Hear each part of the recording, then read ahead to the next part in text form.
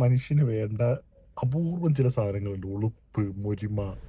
Welcome to day 31. ഇന്ന് actually ബർവയിൽ പോകേണ്ട ചില ചെറിയ ആവശ്യങ്ങളുണ്ടായിരുന്നു. എന്തായാലും ബർവയിൽ പോയാൽ സഫാരിയിലൊന്ന് കയറണമല്ലോ. അവിടെ നിന്ന് നേരെ വിട്ടു സെൻട്രൽ പോയിന്റിലേക്ക്. പോകുന്ന വഴി റാവിസിൽ നിന്ന് ഒരു ചായയും, ബിക്കോസ് പുറത്ത് നല്ല തണുപ്പാണേ. സെൻട്രൽ പോയിന്റിൽ ഒരുപാട് റംതാൻ കളക്ഷൻസ് വന്നിട്ടുണ്ട് കേട്ടോ. നല്ല അടിപൊളി ലൈറ്റ് കളേഴ്സിൻ്റെ കഫ്താനൊക്കെ ഉണ്ട്, അടിപൊളിയാണ്. എന്തായാലും എൻ്റെ മെയിൻ ഉദ്ദേശം മെയിൽ സെക്ഷൻ ആയതുകൊണ്ട് അങ്ങോട്ടേക്ക് വെച്ച് പിടിച്ചു.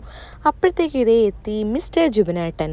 ഞാൻ വീഡിയോ എടുക്കുന്ന കണ്ടപ്പോൾ ജിബിനാണ് ചെറുതായിട്ട് നാണം വന്നോന്നൊരു സംശയം. എന്തായാലും ജിബിനാണ് ഞാനും കൂടെ പർച്ചേസൊക്കെ കഴിഞ്ഞു.